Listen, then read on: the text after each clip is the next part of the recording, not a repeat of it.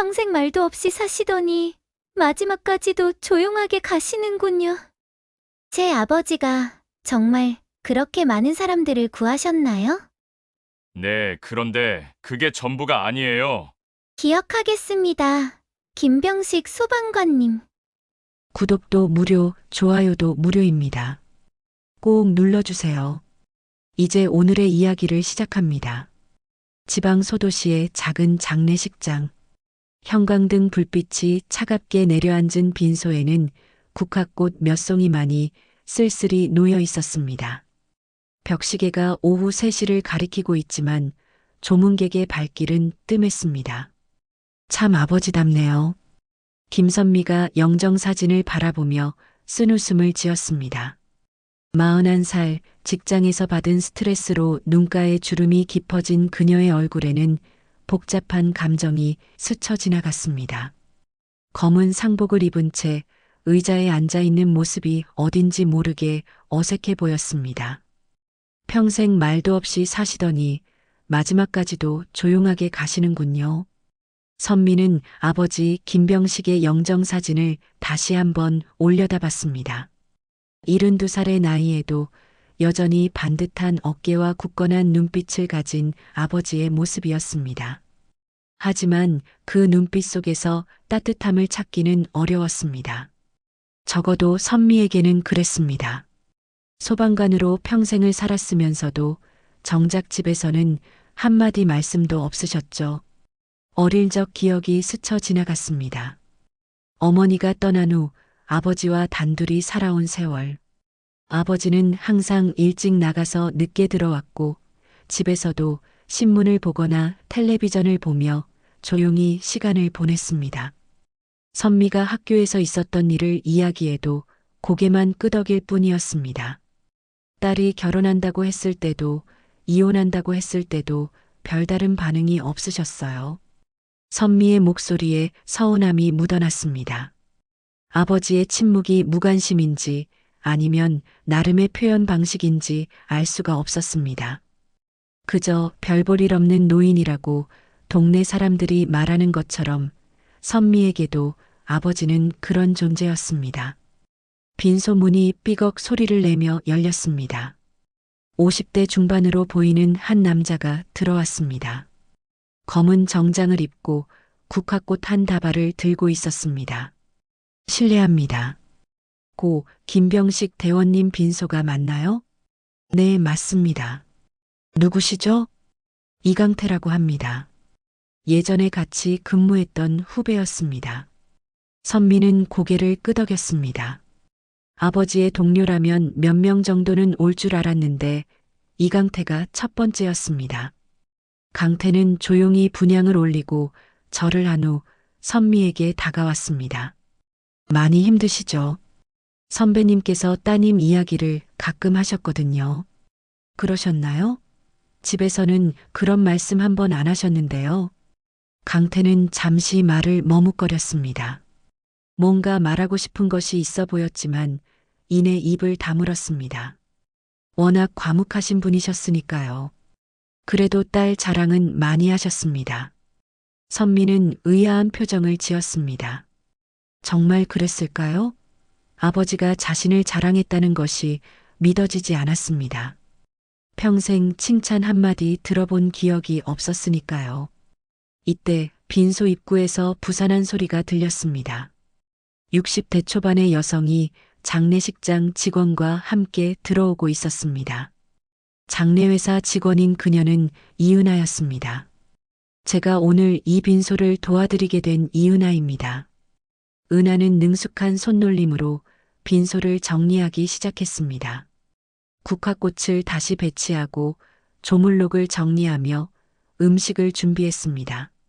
그러다가 문득 영정사진을 올려다봤습니다.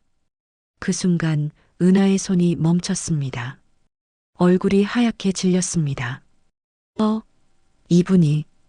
은하는 영정사진을 다시 한번 자세히 들여다봤습니다.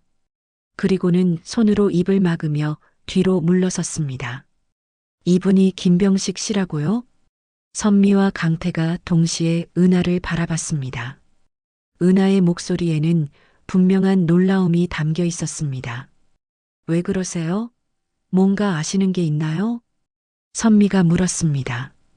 은하는 잠시 망설이더니 천천히 입을 열었습니다. 10년 전에 제 아들을 구해주신 분이에요. 빈소에 정적이 흘렀습니다. 선미는 깜짝 놀라는 표정으로 은하를 바라봤습니다. 무슨 말씀이세요? 제 아버지가요? 은하는 떨리는 손으로 핸드폰을 꺼냈습니다. 영정사진을 다시 한번 확인한 후 급하게 전화를 걸기 시작했습니다. 여보세요? 민수야, 엄마야. 지금 어디야? 응, 그래. 혹시 10년 전에 너 구해준 소방관 아저씨 기억나지? 그분 성함이 김병식이셨어. 선미는 황당한 표정으로 은하를 바라봤습니다. 아버지가 누군가를 구했다는 이야기를 들어본 적이 없었습니다. 강태 역시 놀란 듯한 표정을 지었습니다. 아니, 뭔 소리예요? 제 아버지가 언제 누구를 구했다는 거죠? 은하가 전화를 끊고 돌아서며 대답했습니다. 10년 전 겨울이었어요. 제 아들이 얼음 위에서 놀다가 계곡에 빠졌거든요. 그때 이분이 구해주셨어요. 선미의 눈이 커졌습니다. 10년 전이면 자신이 결혼 준비로 바쁠 때였습니다. 아버지는 평소와 다름없이 조용했고 특별한 일이 있었다는 말은 전혀 하지 않았습니다. 정말요? 그런데 왜 저는 그런 얘기를 한 번도 못 들었죠?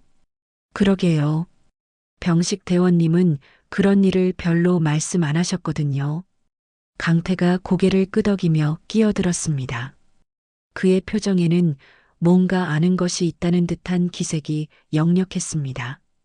강태 씨, 혹시 아시는 게 더 있으세요? 선미가 물었지만 강태는 애매하게 웃으며 대답을 피했습니다. 아, 그냥 워낙 조용하신 분이셨으니까요. 은하는 다시 전화를 걸기 시작했습니다. 이번에는 다른 번호였습니다. 언니 나야. 혹시 기억나? 우리 민수 구해준 소방관 아저씨. 그분이 김병식 씨였어. 응, 맞아. 지금 장례식장이야. 정말? 너도 그런 일이 있었어? 선미는 점점 더 혼란스러워졌습니다. 은하의 전화 내용을 들어보니 아버지와 관련된 일이 하나가 아닌 것 같았습니다. 도대체 무슨 일들이 그렇게 많았던 거예요? 은하가 전화를 끊고 선미를 바라봤습니다. 그녀의 눈에는 감사함과 안타까움이 동시에 담겨 있었습니다. 따님께서 모르시는 게 당연해요. 김병식 대원님은 절대 그런 일을 자랑하거나 알리는 분이 아니셨거든요. 그럼 어떻게 아세요? 제가 그때 현장에 있었으니까요. 제 아들이 물에 빠졌을 때 다른 어른들은 모두 무서워서 들어가지 못했어요. 물이 너무 차가웠거든요. 그런데 김병식 대원님은 망설임 없이 뛰어드셨어요. 은하의 목소리가 떨렸습니다. 10년이 지난 지금도 그때의 기억이 생생한 듯 했습니다. 옷을 다 입은 채로 얼음물에 뛰어드셔서 제 아들을 끌어올리셨어요. 그리고는 인공호흡까지 해주셨죠. 병원에 데려가서 완전히 괜찮다는 것을 확인하고 나서야 돌아가셨어요. 선미는 말문이 막혔습니다. 그런 일이 있었다면 당연히 자랑스러워해야 할 텐데 아버지는 왜 한마디도 하지 않았을까요? 그 후에도 몇 번 연락을 드렸는데 항상 별일 아니다. 당연한 일이다라고만 하셨어요. 심지어 감사 인사를 받는 것도 부담스러워 하셨죠. 강태가 고개를 끄덕였습니다. 그게 병식 대원님다운 일이죠. 남들이 알아주는 걸 정말 싫어하셨거든요. 은하는 계속해서 전화를 걸었습니다. 통화할 때마다 목소리가 점점 더 흥분되었습니다. 맞아, 박 선생님. 김병식 대원님이 돌아가셨어요. 네, 그분 맞아요. 선생님 아버님 구해주신 분. 장례식장이 어디냐고요? 선미는 이제 확신했습니다. 아버지에게는 자신이 모르는 이야기들이 많이 있었던 것 같습니다. 그것도 한두 개가 아니라 상당히 많이 말입니다. 은하 씨, 혹시 다른 분들도 연락하실 거예요? 당연하죠. 김병식 대원님께 도움받은 사람들이 정말 많거든요. 정말 많다고요? 네. 제가 아는 것만 해도 10명은 넘어요. 아마 실제로는 훨씬 더 많을 거예요. 선미는 아버지의 영정사진을 다시 바라봤습니다. 평생 함께 살면서도 몰랐던 아버지의 모습이 있었다는 것이 믿어지지 않았습니다. 아버지, 왜 그런 얘기를 저한테는 한 번도 안 하셨을까요? 강태가 조심스럽게 대답했습니다. 아마도 딸이 의식하게 될까봐 신경 쓰셨던 것 같아요. 선배님은 정말 남들 시선을 부담스러워하는 분이셨거든요. 은하는 여전히 바쁘게 전화를 걸고 있었습니다. 통화할 때마다 같은 말을 반복했습니다. 김병식 대원님이 돌아가셨어요. 장례식장 주소 알려드릴게요. 선미는 점점 더 궁금해졌습니다. 대체 아버지가 어떤 일들을 했기에 이렇게 많은 사람들이 있는 걸까요? 그리고 왜 그 많은 일들을 자신에게는 한마디도 하지 않았을까요? 저기, 혹시 제 아버지가 어떤 다른 일들을 더 하셨는지 아세요? 은하가 잠시 전화를 멈추고 선미를 바라봤습니다. 글쎄요. 제가 아는 건 제 아들 일뿐이에요. 하지만 다른 분들이 오시면 더 많은 이야기를 들을 수 있을 거예요. 그때 빈소 밖에서 발걸음 소리가 들렸습니다. 누군가 다가오고 있었습니다. 그날 밤 아버지의 유품을 정리하면서 장례식장에서 들은 이야기들이 계속 머릿속을 맴돌았습니다. 정말 아버지에게 자신이 모르는 일들이 그렇게 많았을까요? 작은 2층 주택. 아버지가 평생 살던 집은 여전히 정돈되어 있었습니다. 거실 한쪽 벽에는 소방서에서 받은 표창장 몇 개가 소박하게 걸려 있었고 오래된 소파와 텔레비전이 그대로 자리를 지키고 있었습니다. 참 깔끔하게 사셨네, 아버지.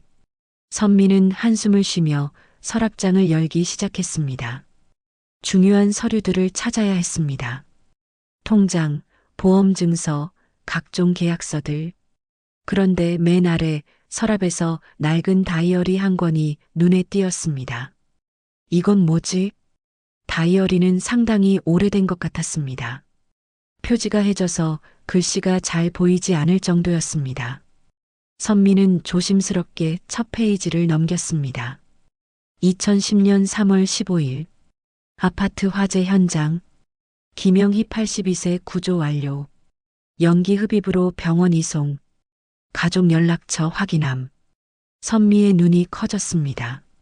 아버지의 글씨였습니다. 그런데 이건 단순한 업무 일지가 아니었습니다. 구조한 사람의 이름과 나이, 상황이 자세히 적혀 있었습니다. 페이지를 넘길 때마다 더 많은 기록들이 나타났습니다. 2010년 7월 22일 계곡 물놀이 사고. 이민수 8세 구조. 체온 저하 심함. 인공호흡 실시. 어머니 이은하 씨 연락처 남김. 이민수, 은하 씨 아들. 선미는 흥분해서 다이어리를 더 자세히 들여다봤습니다. 어제 은하가 말했던 그 사건이었습니다. 아버지는 그 일을 이렇게 자세히 기록해 두었던 것입니다. 2011년 2월 8일 독거노인 가스 중독 사고. 박철수 73세 의식 잃은 상태로 발견. 응급처치 후 병원 이송. 혼자 사는 것 확인. 퇴원 후 안부 확인 필요. 2011년 9월 3일 교통사고 현장. 승용차 전복. 운전자 최수진 34세, 승객 최유리 7세 구조. 아이 다리 골절 의심. 병원까지 동행함. 페이지를 넘길 때마다 새로운 이름들이 나타났습니다. 남녀노소를 가리지 않고 다양한 상황에서 구조된 사람들의 기록이었습니다. 그리고 각각의 기록 옆에는 아버지만의 세심한 메모들이 적혀 있었습니다. 가족과 연락 두절 상태. 지속적인 관심 필요, 경제적으로 어려운 상황, 치료비 부담될 듯, 혼자 사는 어르신, 정기적인 안부 확인해야 함. 선미는 점점 더 놀라워했습니다. 이것은 단순한 구조 기록이 아니었습니다. 아버지가 구조한 사람들 하나하나를 계속 신경 쓰고 있었다는 증거였습니다.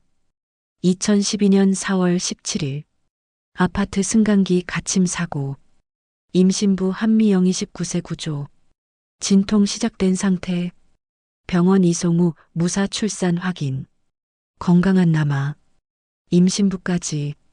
선미는 다이어리를 읽으면서 눈물이 나기 시작했습니다. 아버지가 이렇게 많은 사람들을 도왔다는 것도 놀라웠지만 그 사람들 하나하나를 이렇게 자세히 기억하고 기록해둔다는 것이 더욱 놀라웠습니다. 다이어리 중간 부분에는 아버지의 개인적인 생각들도 적혀 있었습니다. 오늘 구조한 아이가 선미와 비슷한 나이였다. 그 아이 부모의 눈물을 보니 선미가 다쳤을 때 내 마음이 어땠는지 생각난다. 선미에게 더 잘해줘야겠다. 선미의 가슴이 뭉클해졌습니다. 아버지가 자신을 생각하고 있었다는 것을 이제야 알았습니다. 선미가 결혼한다고 했다. 기쁘지만 걱정도 된다. 내가 좋은 아버지였는지 확신이 서지 않는다. 말주변이 없어서 사랑한다는 말도 제대로 못했다. 아버지. 선미는 다이어리를 꽉 껴안았습니다. 아버지의 진심을 이제야 알았습니다. 무뚝뚝해 보였지만 사실은 자신을 누구보다 사랑하고 있었던 것입니다. 다이어리 마지막 부분에는 최근의 기록들도 있었습니다. 2020년 12월 24일 크리스마스 이브 화재 현장, 가족 4명 구조, 막내 아이가 화상을 입었지만 생명에는 지장 없음. 가족들이 함께 크리스마스를 보낼 수 있게 되어 다행. 2021년 6월 10일 계곡 익사 사고, 중학생 남학생 구조, 심폐소생술로 의식 회복. 부모님께서 눈물을 흘리며 감사 인사. 내일은 이런 순간을 위한 것이다. 선미는 다이어리를 다 읽고 나서 한참 동안 말을 할 수 없었습니다. 아버지가 평생 해온 일들이 이렇게 많았다는 것, 그리고 그 모든 일들을 혼자서 조용히 기록하고 기억하며 살아왔다는 것이 너무나 감동적이었습니다. 왜 이런 얘기를 저한테는 한 번도 안 하셨어요? 이렇게 자랑스러운 일들을. 선미의 목소리가 떨렸습니다. 아버지에 대해 오해하고 있었던 자신이 부끄러웠습니다. 무뚝뚝하고 말없는 사람이라고 생각했는데 사실은 누구보다 따뜻한 마음을 가진 사람이었습니다. 다이어리 마지막 페이지에는 아버지의 마지막 글이 적혀 있었습니다. 선미야, 아빠가 말주변이 없어서 사랑한다는 말을 많이 못했지만 너를 정말 사랑한다. 아빠가 한 일들이 자랑스러운 일인지는 모르겠지만 적어도 후회는 없다. 누군가를 도울 수 있다는 것이 얼마나 행복한 일인지 너도 언젠가는 알게 될 거야. 선미는 더 이상 참을 수 없었습니다. 아버지의 다이어리를 가슴에 꽉 안고 소리내어 울기 시작했습니다. 장례식장 둘째 날 오후 선미는 다시 빈소로 돌아왔습니다. 아버지의 다이어리를 읽고 난 후 마음이 많이 달라져 있었습니다. 그런데 빈소 앞 복도가 어제와는 완전히 다른 모습이었습니다. 이게 뭐지? 복도에 사람들이 줄을 서 있었습니다. 어제까지만 해도 썰렁했던 장례식장이 갑자기 북적거리기 시작한 것입니다. 노인부터 아이를 데리고 온 젊은 부부까지 다양한 연령대의 사람들이 조용히 기다리고 있었습니다. 실례합니다. 여기가 김병식 대원님 빈소 맞나요? 휠체어를 탄 중년 남성이 선미에게 물었습니다. 그의 옆에는 20살 정도로 보이는 청년이 휠체어를 밀고 있었습니다. 네, 맞습니다. 저는 고인의 딸입니다. 아, 따님이시군요. 저는 박성호라고 합니다. 이 아이는 제 아들 박준호고요. 박성호는 정중하게 인사를 했습니다. 그의 얼굴에는 깊은 감사의 마음이 담겨 있었습니다. 15년 전에 김병식 대원님께서 저희를 구해주셨어요. 화재 사고였는데 저는 다리에 화상을 입고 이 아이는 연기를 많이 마셨죠. 준호가 아버지를 바라보며 말했습니다. 아버지, 저는 그때 너무 어려서 기억이 잘 안 나지만 소방관님께서 저를 업고 나오셨다고 들었어요. 선미는 고개를 끄덕였습니다.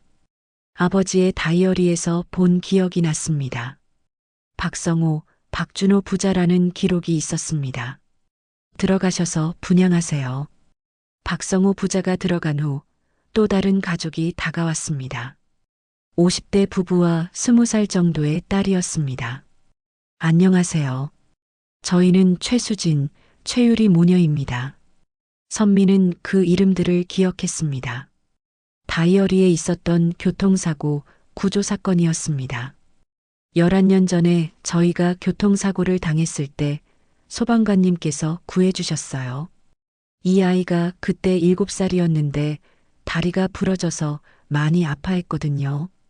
유리가 어머니 옆에서 말했습니다. 소방관님께서 병원까지 따라와 주셨어요. 제가 무서워하니까 계속 손을 잡아주시고 괜찮다고 말씀해 주셨거든요. 선미의 가슴이 뭉클해졌습니다. 아버지가 그런 세심한 배려까지 했다는 것이 새삼 놀라웠습니다. 이후로도 사람들이 계속 찾아왔습니다. 각자의 사연을 가진 사람들이었습니다. 저는 한미영입니다. 13년 전에 승강기에 갇혔을 때 구해주셨어요. 그때 임신 중이었는데 진통이 시작됐거든요.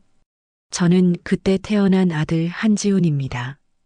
어머니한테 김병식 할아버지 이야기를 많이 들었어요.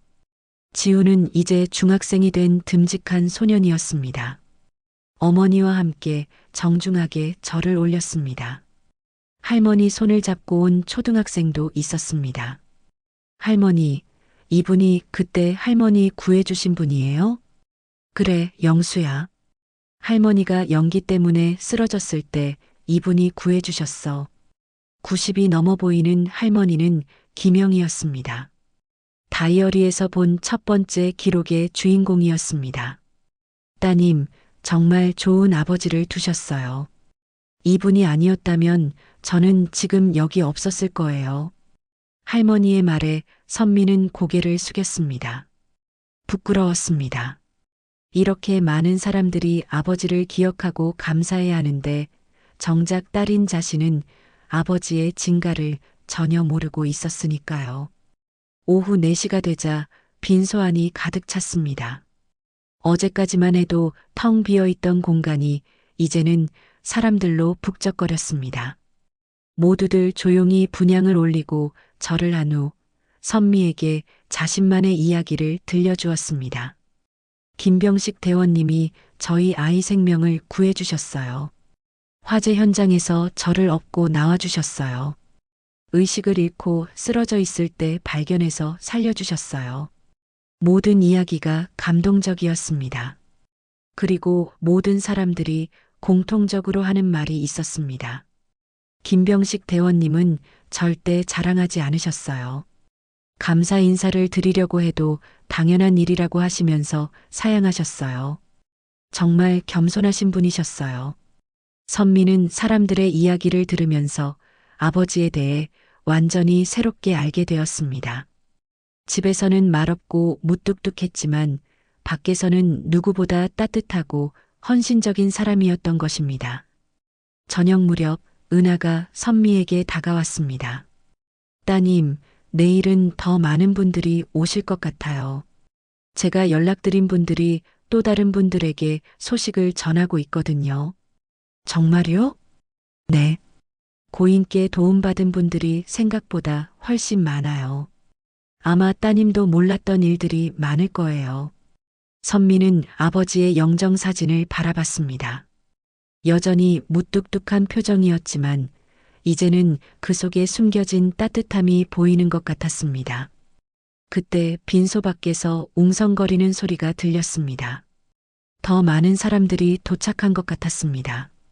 복도를 가득 메운 사람들의 발걸음 소리가 장례식장 전체에 울려 퍼졌습니다. 장례식장 직원이 놀란 표정으로 다가왔습니다. 실례합니다. 조문객이 너무 많아서 복도까지 줄이 이어져 있어요. 이런 경우는 처음 봅니다. 선미는 창문으로 밖을 내다봤습니다.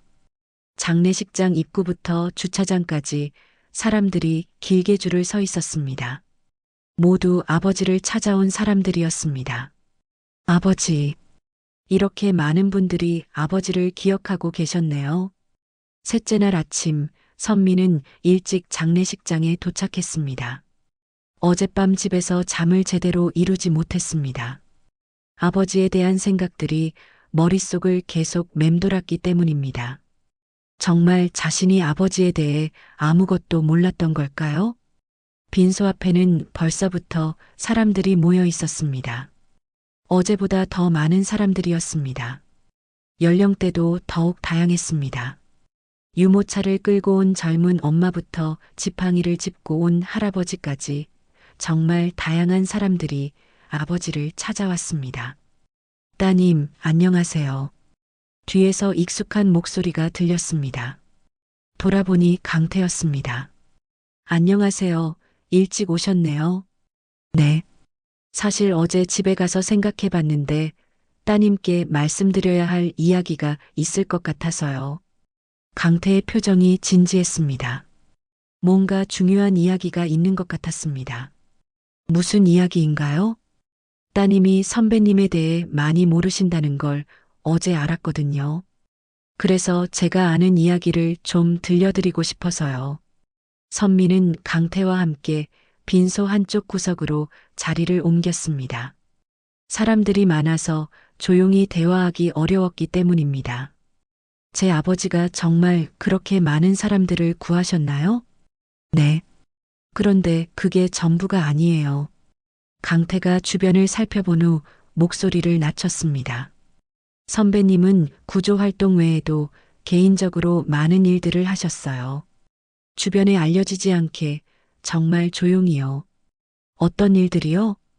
예를 들어 화재로 집을 잃은 가족들에게 임시거처를 마련해 주신다든지 사고로 다친 사람들의 치료비를 몰래 도와주신다든지 하는 일들이요.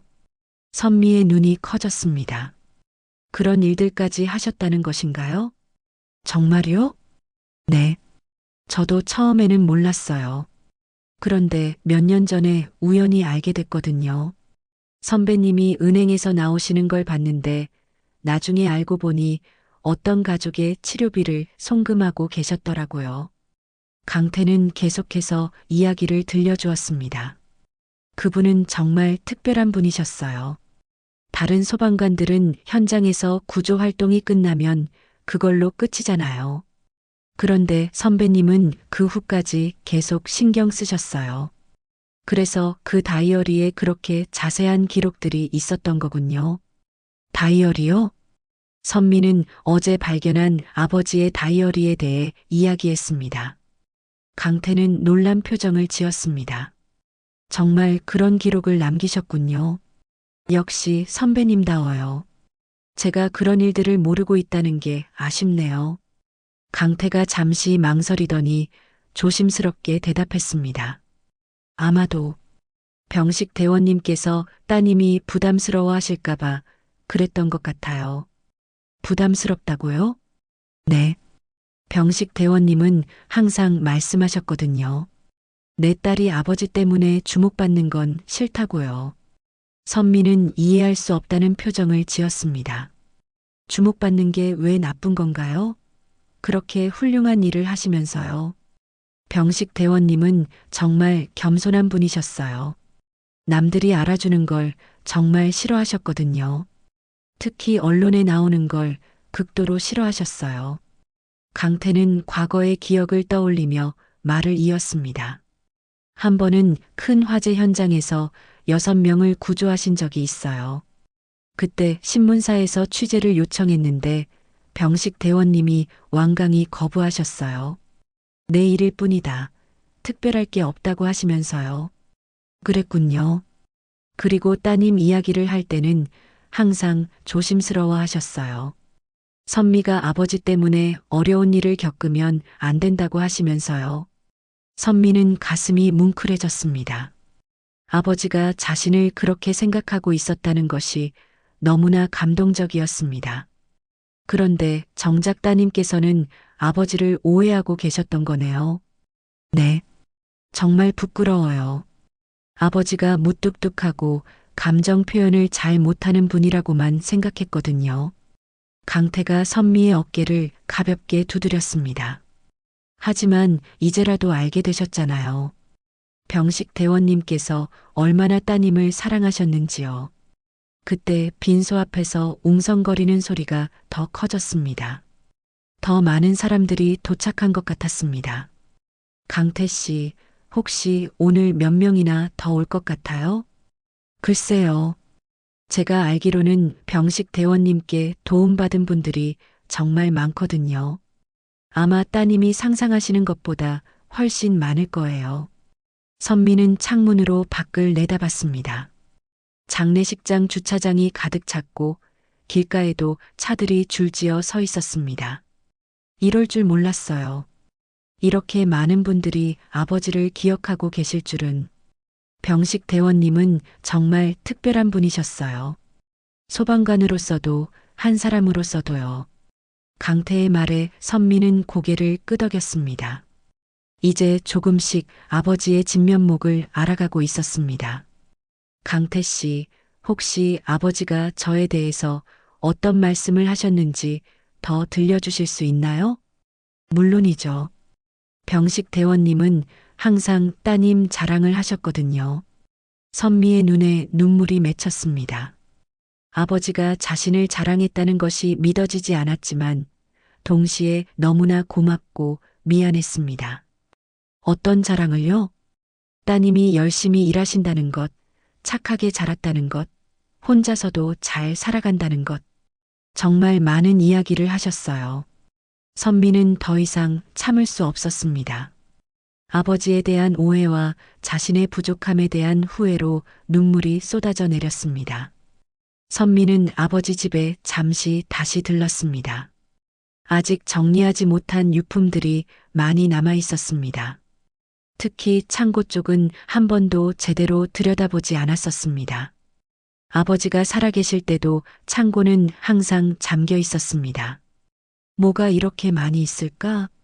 창고 문을 열자 예상했던 것과는 다른 풍경이 펼쳐졌습니다. 낡은 가구나 잡동사니가 아니라 정성스럽게 정리된 상자들이 가지런히 놓여 있었습니다. 각 상자마다 이름과 날짜가 적힌 라벨이 붙어 있었습니다. 이민수 2010년 7월 박성호, 박준호 2009년 3월 김영희 2010년 3월. 선미는 깜짝 놀랐습니다. 이것들은 모두 아버지가 구조했던 사람들의 이름이었습니다. 다이어리에서 본 그 이름들과 정확히 일치했습니다. 첫 번째 상자를 열어봤습니다. 이민수라고 적힌 상자였습니다.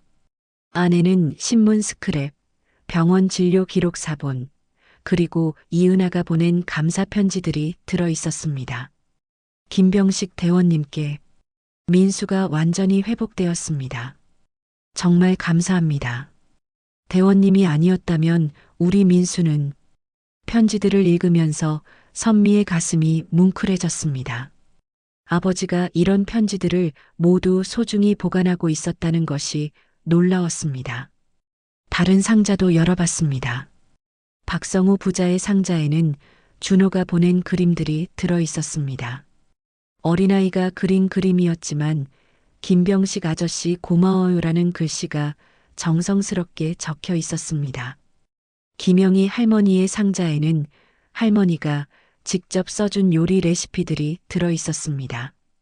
은혜를 갚고 싶어서 제가 잘하는 요리법을 적어드립니다라는 메모와 함께 말입니다. 아버지가 이 모든 걸 다 보관하고 계셨구나.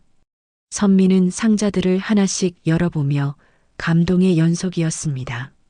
각각의 상자마다 그 가족들의 사연과 감사의 마음이 담겨 있었습니다. 아버지는 단순히 구조 활동을 한 것이 아니라 그 후에도 계속해서 그 사람들과 마음의 교류를 이어왔던 것입니다. 그런데 창고 한쪽 구석에 다른 상자들과는 조금 다른 상자가 하나 있었습니다. 이름이나 날짜가 적혀 있지 않고 그냥 기타라고만 적혀 있었습니다. 이건 뭐지? 상자를 열어보니 은행 통장 여러 권이 들어 있었습니다. 모두 아버지 명의였지만 평소에 쓰던 통장과는 달랐습니다. 첫 번째 통장을 펼쳐봤습니다. 통장 내역을 보니 정기적으로 돈이 나가고 있었습니다. 매월 일정한 금액이 여러 곳으로 송금되고 있었습니다. 받는 사람의 이름을 보니 모두 아버지가 구조했던 사람들이었습니다. 선미는 통장을 자세히 들여다봤습니다. 이런 송금이 몇 년째 계속되고 있었습니다. 그것도 상당한 금액이었습니다. 아버지가 이분들에게 계속 돈을 보내고 계셨다고? 다른 통장들도 확인해 봤습니다. 모두 비슷했습니다. 구조했던 사람들 중에서 경제적으로 어려운 처지에 있는 사람들에게 정기적으로 돈을 보내고 있었던 것입니다. 통장 맨 뒤쪽에는 아버지의 메모가 적혀 있었습니다. 이민수, 편부모 가정, 학비 지원 필요, 박준호, 아버지 장애, 재활치료비 필요, 김영희, 독거노인, 생활비 지원. 아버지는 구조 활동만으로 끝낸 것이 아니라 그 사람들의 사정을 지속적으로 파악하고 필요한 도움을 주고 있었던 것입니다. 이럴 수가. 선미는 통장을 보며 울음이 터져 나왔습니다. 아버지의 월급이 그리 많지 않았다는 것을 알고 있었습니다.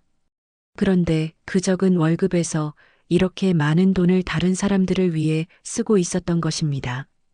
자신은 아버지가 용돈도 잘 주지 않는다고 서운해했었는데 사실은 아버지가 더 어려운 사람들을 도우느라 그랬던 것이었습니다. 통장들을 더 살펴보니 총 15가정에 정기적으로 도움을 주고 있었습니다. 어떤 가정에는 아이들 학비를, 어떤 가정에는 치료비를, 어떤 가정에는 생활비를 지원하고 있었습니다. 마지막 통장에는 아버지의 편지가 끼워져 있었습니다. 선미야, 아빠가 이런 일들을 한 것을 알게 되면 부담스러워할까봐 말하지 못했다. 하지만 누군가를 돕는다는 것은 정말 행복한 일이란다. 아빠는 이 일들 때문에 후회한 적이 없다. 다만 너에게 더 많은 것을 해주지 못한 것이 미안할 뿐이다. 선미는 편지를 읽으며 소리내어 울었습니다. 아버지의 진심을 이제야 알았습니다. 무뚝뚝하고 표현이 서툴렀지만 아버지는 누구보다 따뜻한 마음을 가진 사람이었습니다.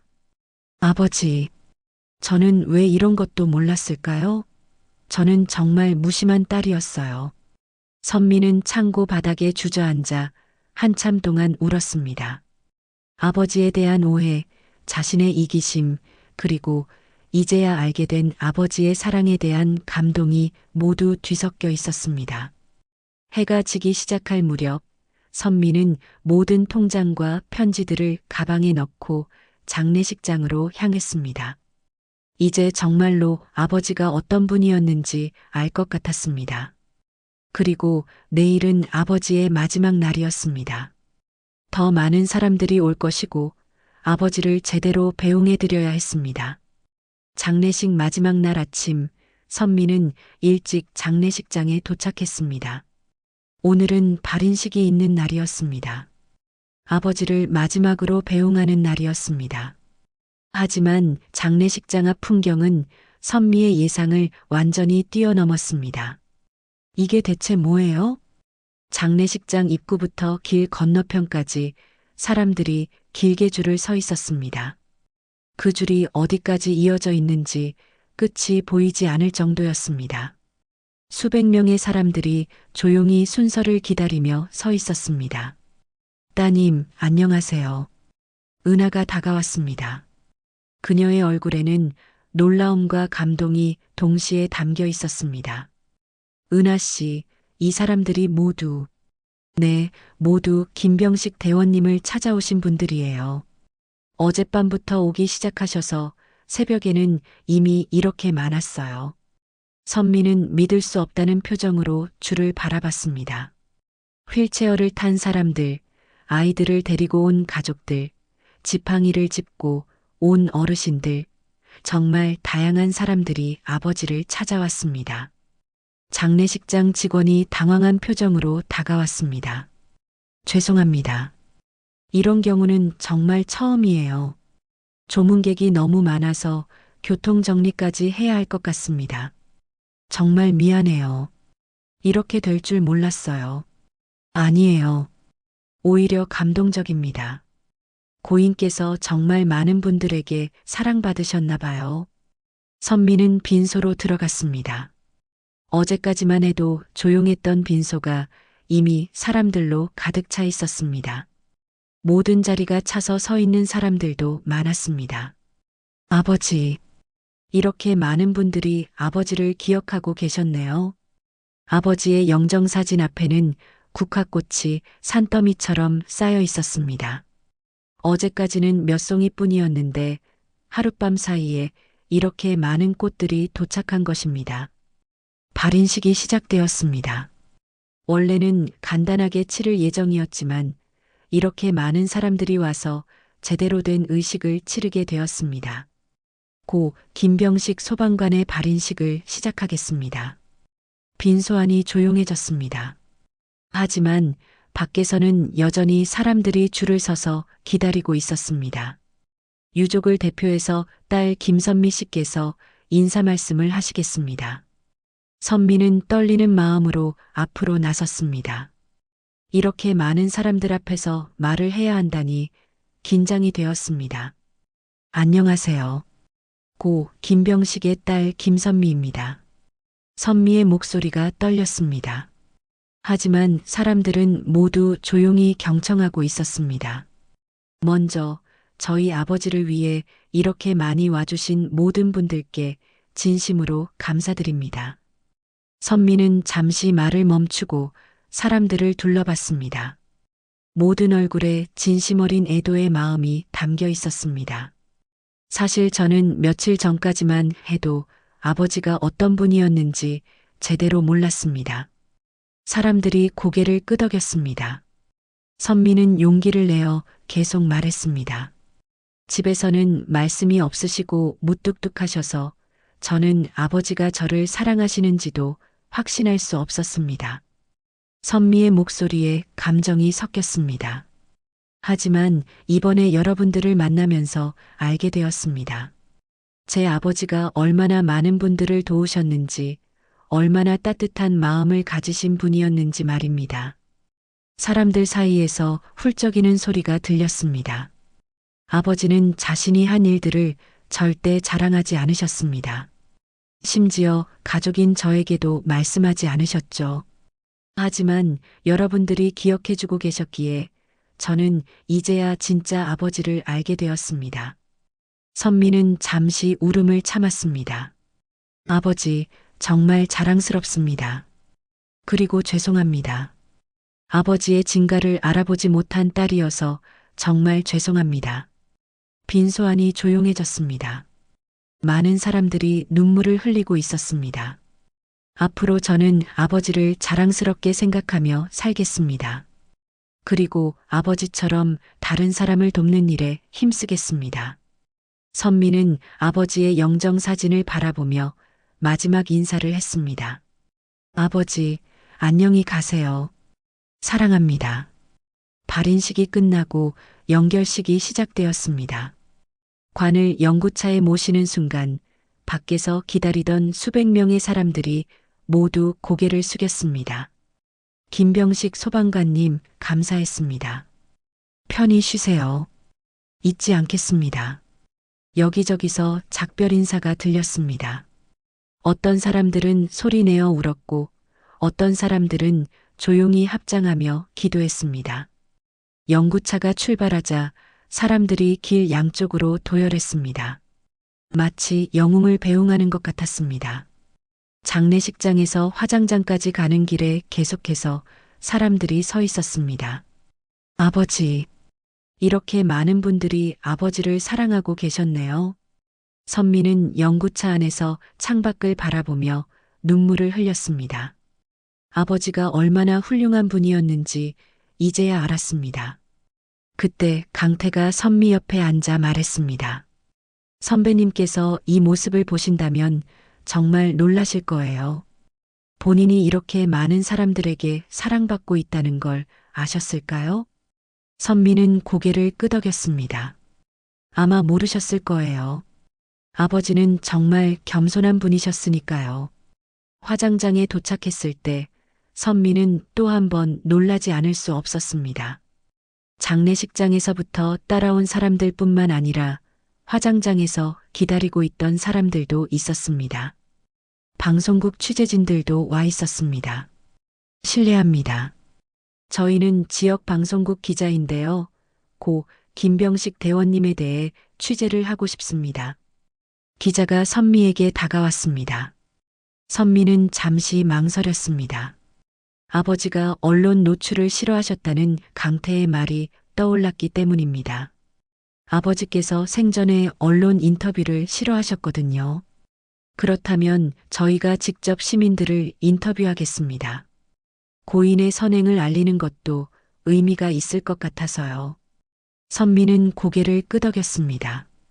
아버지는 싫어하셨을지 모르겠지만 이제는 사람들이 알아야 할 때가 된 것 같았습니다. 방송기자가 사람들을 인터뷰하기 시작했습니다. 김병식 대원님과 어떤 인연이 있으신가요? 10년 전에 제 아들이 물에 빠졌을 때 구해주셨어요. 그분이 아니었다면 지금 제 아들은 여기 없었을 거예요. 은하가 울먹이며 대답했습니다. 그때 김병식 대원님께서 어떻게 하셨나요? 망설임 없이 얼음물에 뛰어드셨어요. 자신의 안전은 전혀 생각하지 않으시고요. 그리고 아이가 완전히 회복될 때까지 계속 신경 써주셨어요. 다른 사람들도 인터뷰에 응했습니다. 김병식 대원님은 저희 가족의 은인이에요. 화재 사고 때 저와 제 아들을 구해주셨거든요. 박성우가 휠체어에 앉은 채로 말했습니다. 그 후에도 계속 안부를 물어봐 주셨어요. 저희가 경제적으로 어려울 때는 몰래 도움도 주셨고요. 몰래 도움을 주셨다고요? 네. 저희는 나중에야 알았어요. 매달 치료비를 지원해 주신 게 김병식 대원님이었다는 걸요. 기자들이 놀란 표정을 지었습니다. 이런 이야기는 예상하지 못했던 것 같았습니다. 할머니 김영희도 인터뷰에 참여했습니다. 제가 연기를 마시고 쓰러졌을 때 발견해서 살려주셨어요. 혼자 사는 할머니라고 해서 그 후에도 계속 안부를 확인해 주셨죠. 어떤 분이셨나요? 정말 겸손한 분이셨어요. 감사 인사를 드리려고 해도 당연한 일이라고 하시면서 사양하셨어요. 그런데 뒤에서는 생활비까지 지원해 주셨어요. 인터뷰가 진행될수록 김병식의 숨겨진 선행들이 하나둘씩 드러났습니다. 구조활동뿐만 아니라 경제적 지원, 지속적인 관심과 배려까지 그의 따뜻한 마음이 구체적으로 알려졌습니다. 화장이 시작되기 전 선미는 아버지와 마지막 인사를 나누었습니다. 관 앞에 무릎을 꿇고 앉아 조용히 말했습니다. 아버지, 이제야 알았어요. 아버지가 얼마나 훌륭한 분이셨는지, 얼마나 많은 분들에게 사랑받으셨는지요. 선미의 목소리가 떨렸습니다. 제가 정말 부끄러워요. 아버지와 함께 살면서도 아버지의 진가를 몰랐어요. 무뚝뚝하다고만 생각했는데 사실은 누구보다 따뜻한 마음을 가지신 분이었네요. 관 위에 놓인 아버지의 사진이 평소보다 더 따뜻해 보였습니다. 아버지가 해오신 일들을 보면서 정말 많이 배웠어요. 남을 돕는다는 게 얼마나 소중한 일인지, 그리고 그런 일을 조용히 해나가는 것이 얼마나 아름다운 일인지요. 선미는 아버지의 다이어리와 통장들을 가방에서 꺼냈습니다. 아버지의 뜻을 이어가겠어요. 아버지가 도우셨던 분들을 제가 계속 도울게요. 그리고 아버지처럼 어려운 사람들을 돕는 일에 힘쓸게요. 마지막 작별 시간이 되었습니다. 수백 명의 사람들이 줄을 서서 마지막 인사를 했습니다. 모든 사람이 진심 어린 마음으로 고별했습니다. 김병식 대원님, 정말 감사했습니다. 평생 잊지 않겠습니다. 천국에서 편히 쉬세요. 화장이 끝나고 낙골당으로 향할 때 선미는 강태와 함께 차에 앉아 있었습니다. 강태 씨, 아버지께서 이런 모습을 보신다면 뭐라고 하실까요? 아마 당황하셨을 거예요. 본인은 별일 아니라고 생각하셨을 텐데 이렇게 많은 분들이 기억해 주시니까요. 선미는 웃으며 고개를 끄덕였습니다. 그래도 기뻐하셨을 것 같아요. 자신이 도운 사람들이 모두 건강하게 잘 살고 있다는 걸 보시면요. 낙골당에 도착해서도 많은 사람들이 함께 했습니다. 마지막 순간까지 아버지를 배웅하고 싶어 하는 사람들이었습니다. 안치식을 마치고 선미는 아버지의 위패 앞에서 다짐했습니다. 아버지, 저는 이제부터 아버지의 딸이라는 것을 자랑스럽게 생각하며 살겠어요. 그리고 아버지가 보여주신 사랑과 헌신을 본받아 살겠어요. 그날 저녁 뉴스에서는 김병식 대원의 이야기가 메인으로 보도되었습니다. 조용한 영웅, 김병식 대원의 마지막 길에 수백 명의 시민들이 함께했습니다. 평생 남을 위해 살았지만 결코 자랑하지 않았던 한 소방관의 아름다운 삶이었습니다. 선미는 뉴스를 보며 아버지의 영정사진에 말했습니다. 아버지, 이제 온 세상이 아버지를 알게 되었어요. 아버지께서 얼마나 훌륭한 분이셨는지 모든 사람들이 알게 되었어요. 그리고 선미는 결심했습니다. 아버지의 뜻을 이어받아 도움이 필요한 사람들을 계속 도우겠다고. 아버지처럼 조용히 그리고 진심으로. 검은 화면에 흰 글씨로 메시지가 떠올랐습니다. 기억하겠습니다. 김병식 대원님, 오늘의 이야기 어떠셨나요? 여러분의 생각과 느낌을 댓글로 적어주세요. 구독도 무료, 좋아요도 무료입니다. 꼭 눌러주세요. 오늘도 행복한 하루 보내세요.